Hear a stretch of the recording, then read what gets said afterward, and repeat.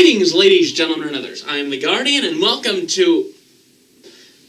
welcome to, a different setup here, I guess. This isn't normally how I set up for videos, is it? But, new year and all, time to try some new things, like getting better content out. But, this is also sort of an homage to Jeremy Jahns as well. Keep being awesome-tacular, my man. As well as, well, just recapping certain events that transpired throughout the year. At least for me, here at Entertainment Online. This year, we actually hit 1,000 subscribers, which, I know isn't much of a milestone for YouTubers anymore, but for us, it really means a lot. And thank you very much for those of you who have subscribed, for subscribing and supporting our content. So right now, I've decided that I'm going to sort of do things a bit differently. And when I say differently, I mean I've never done this before, so I'm not sure how it'll go, but I think I might start to do it more often. I'm going to recap the different movies that I have seen this year, and rank them from worst to best. Now keep in mind that this list is very much opinion-based, and that, well, it's my list, and you may agree with me, or you may not agree with certain placements on the list, but if you do agree, feel free to agree. And also, if you want, you can leave a comment below about what your favorite and least favorite movies of the year was. And of course, there are certain movies that I have not seen this year, and probably won't see for good reason. Or I just haven't gotten around to seeing them yet. But, with all the movies that I have seen this year, this is my worst to best of 2017 movies. Now, quick brief.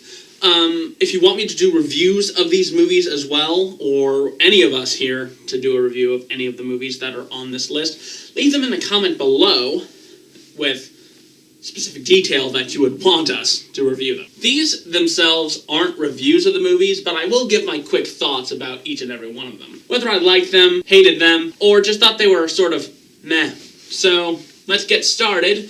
But first, quick peek. These are all the movies that I have seen this year. Catch that little quick second? If you haven't, too bad. I'm about to announce them anyway. So let's start at the bottom of the list. 27. 27 is a pretty big number. I actually thought I saw 30 movies this year, but either way, we're starting the list with 27, and of course, this one stunk the most for me. It is, of course, Transformers: The Last Knight. I don't know why I tempt myself with these movies anymore. I didn't see it in theaters, but I did watch it when it was released on DVD and Blu-ray, which was still within this year, so I can still count this, even though it's still a 2017 movie anyway. Michael Bay continues to give us the same shit that we have seen in the past 4 Transformers movies, and here it's kind of boring. That is the biggest crime that you can have for an action movie about giant robots. It's making them boring. And I mean, I love Mark Wahlberg and all, but even he has to learn when to say no. 26. 26 on this list was actually a Netflix movie that, well, needless to say, kinda let me down. Death Note, while not being a movie released in theaters, was still released on Netflix this year, so I'm still going to count this as a movie that I can, well, put on this list that I've seen this year. Honestly, this movie was all over the place. There were some good things that I liked, but the bad things outweighed the good things. I don't care that he's black, he was still sort of a good, ambitious L. And honestly, the only fantastic thing in this movie was Willem Dafoe as Ryuk. Ideal casting. But as for the rest of the movie, pass. 25. Another anime adaptation, lost in the realm of potential. Ghost in the Shell, while I thought Scarlett Johansson did the character justice, I just don't really enjoy the series that much. I mean, don't get me wrong, there's nothing bad with it, it's just not my thing. The movie, however, still had a few bumps, and while it's not the worst anime adaptation we've had, looking at you, Dragon Ball Evolution, it's still pretty bad.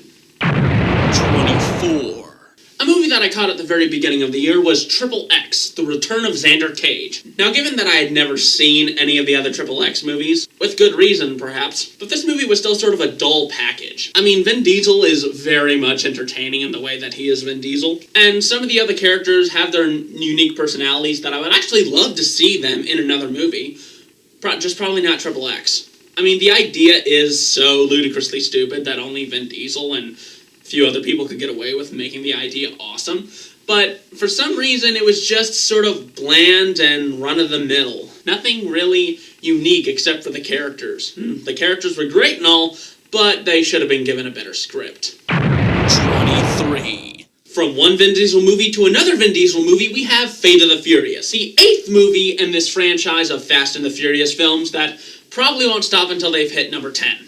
But Fate of the Furious, I thought, was a lot more action-packed and a lot more fun than Triple X 3, but it still suffers from the Fast and the Furious-isms that we've pretty much come to expect. Not to mention a sort of cliched script with some cliched characters, and those dreads. Why?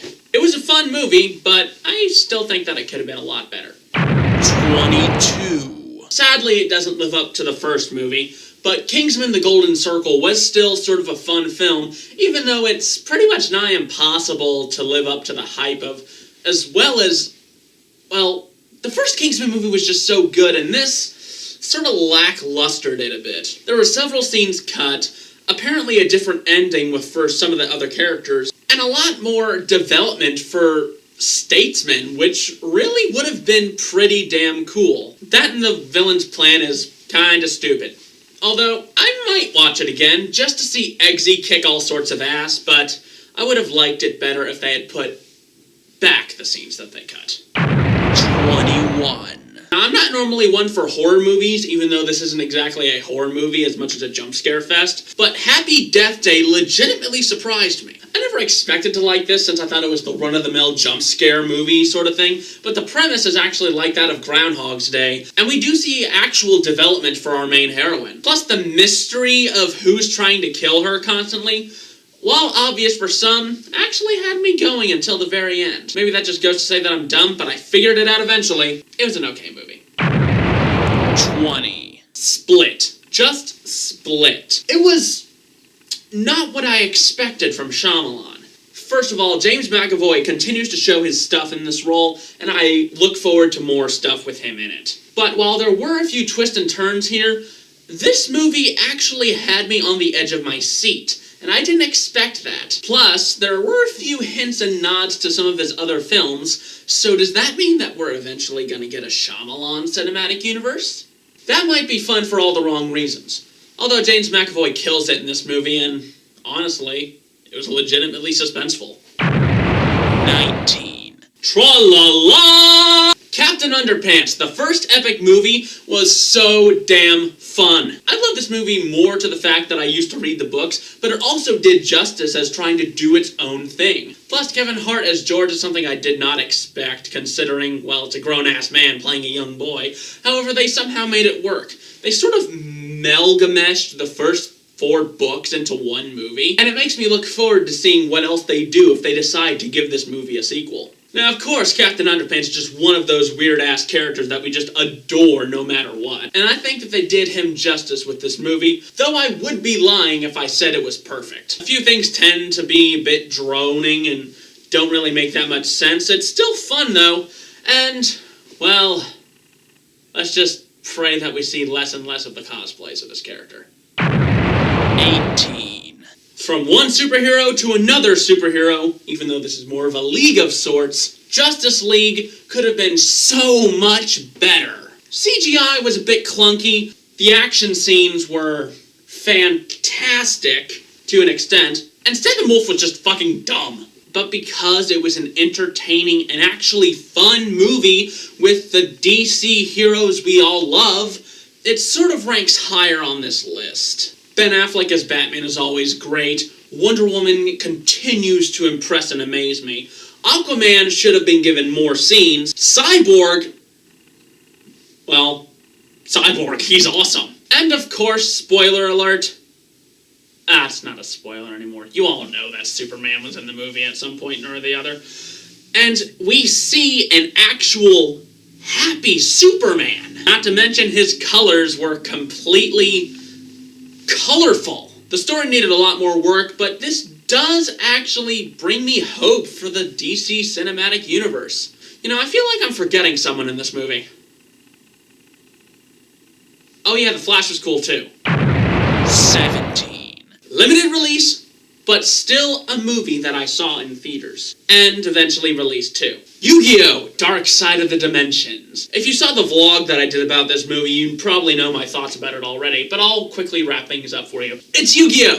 I love Yu-Gi-Oh! This movie wraps up things that we kinda wanted to get wrapped up, but also leaves the door open for either more potential for the original Yu-Gi-Oh! Or just a fucking cock tease to mess with fans. Either way, I loved it, and every second I loved it continues to fuel my addiction. Yu-Gi-Oh! 16. If you took the name of Jumanji off of Jumanji Welcome to the Jungle, you still would have had a fun and adventurous movie. It's hard to explain this without comparing it to the original Jumanji, but instead of stuff coming out of the board game, people get sucked into the game, and through there, we just get a plethora of adventure, comedy, development for characters, and a legitimately fun and entertaining movie. Also, Jack Black playing a popular teenage white girl. Hilarious. 15. This just continues to show me that monster movies are not dead and they're not going anywhere anytime soon. Kong Skull Island is a great example. Kong Skull Island, while needed a bit more of Kong, was still freaking awesome. It continues to make me look forward to the King Kong vs. Godzilla rematch that we're eventually going to get, and also makes me hope for the future of monster movies. I mean, stuff like Pacific Rim, it's great. Stuff like this, continuing the idea of Godzilla, King Kong, Mothra, King Ghidorah. Fantastic. While I'm not the biggest fan of these sort of kaiju monsters, I still get plenty of enjoyment out of it and continue to look forward to the future. Also, Sam Jackson vs. King Kong. Do you have a better setup than that? 14. While this did come out on TV originally, I still got to catch it in theaters, which hopefully you've seen the video for that, but Doctor Who, Twice Upon a Time, just touched my heart with all sorts of Doctor Who-ness. That's even a word. I don't care. It's a word now. Twice Upon a Time gave us a final farewell to Peter Capaldi's Doctor and opened the door for new possibilities for his franchise. And of course, David Bradley as the first Doctor was just fantastic. Honestly, I couldn't think of anyone else in that role, especially since he looks like the original first Doctor. And of course, the tear-jerking moments that didn't jerk my tears because I'm a heartless asshole still managed to touch me in the right place, considering that I'm a Whovian too. I enjoy Doctor Who, the world it built, and this all but reassured me that I can look forward to the future of this franchise. Plus, the fan service was just fantastic. Allons-y! 13. Never saw The Room.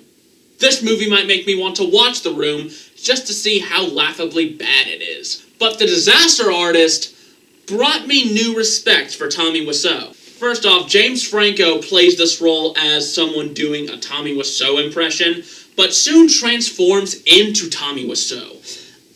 I couldn't see anyone else but James Franco in this role. And the story that he brings us on about how he made The Room and how the system doesn't allow for certain things and whatnot, it inspires people. I think that's the reason that this movie was made. To inspire people to do what they love.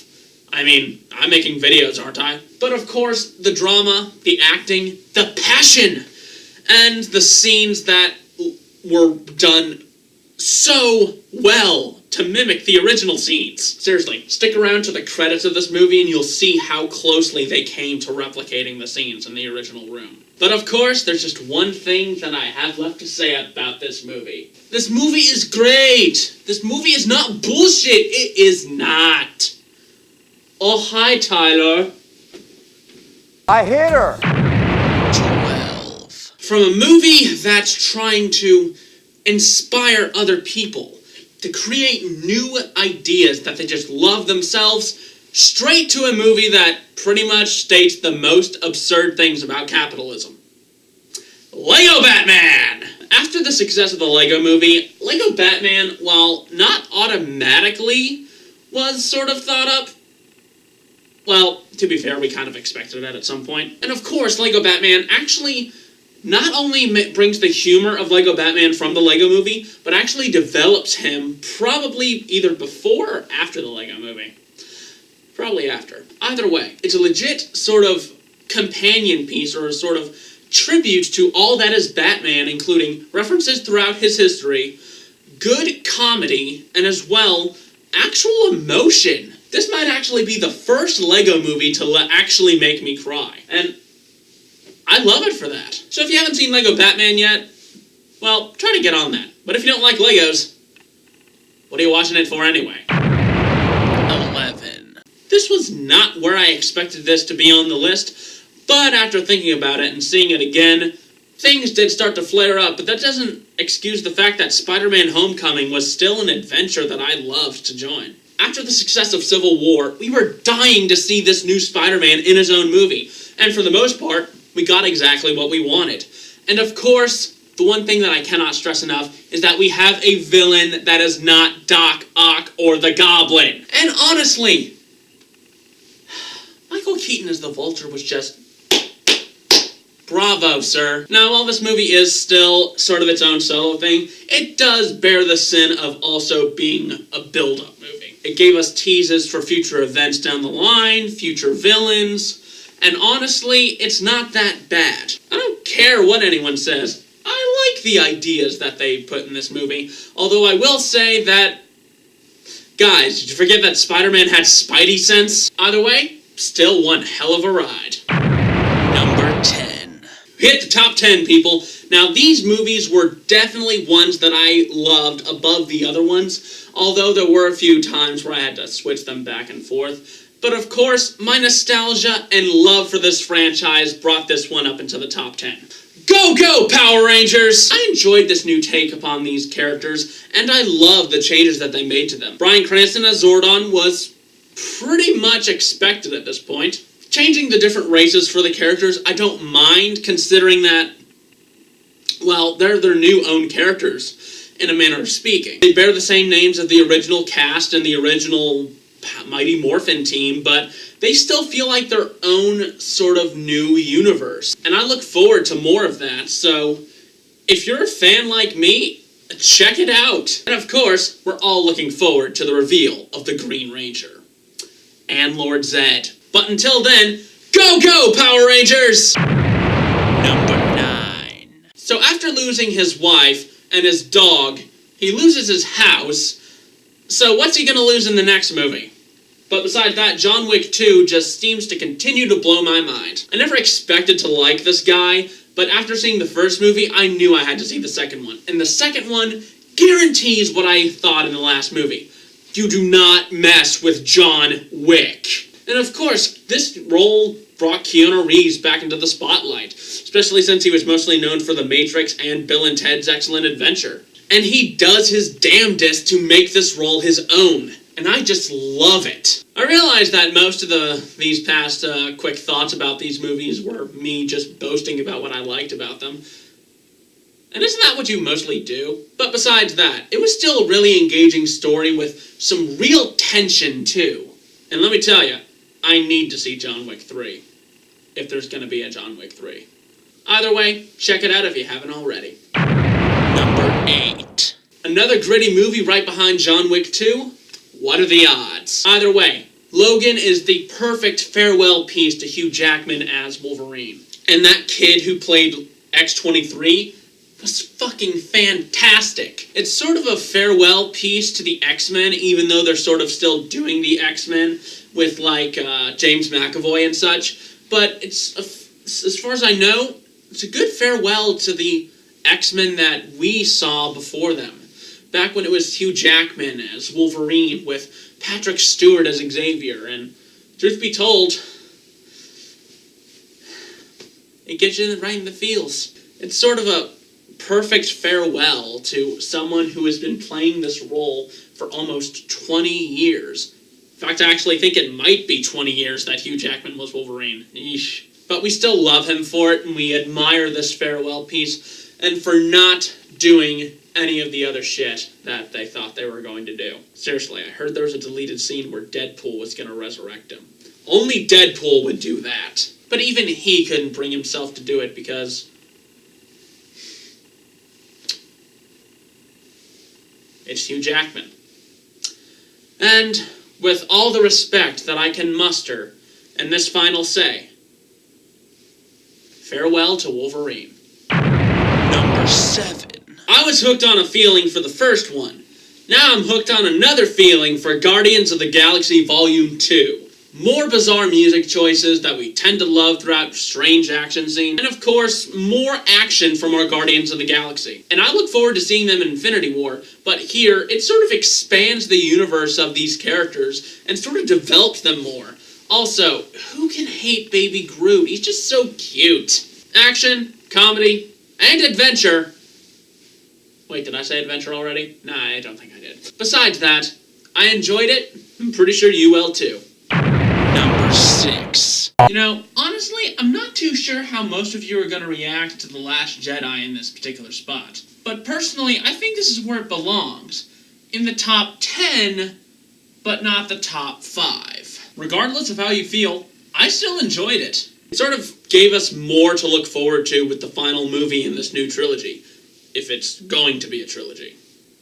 I hope it's going to be a trilogy. But we get more development for Rey, Finn finally has his time to shine, and Poe! We get more Poe Dameron! And honestly, Kylo Ren sort of actually developed something in this movie, and, well, I respect him for it.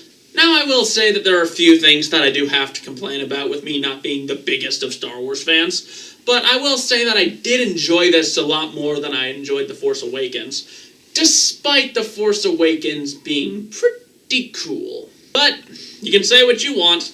I'm here to say what I want. The Last Jedi is good, but it's not the best I've seen this year. Well, and with that, I'll catch you at number 5.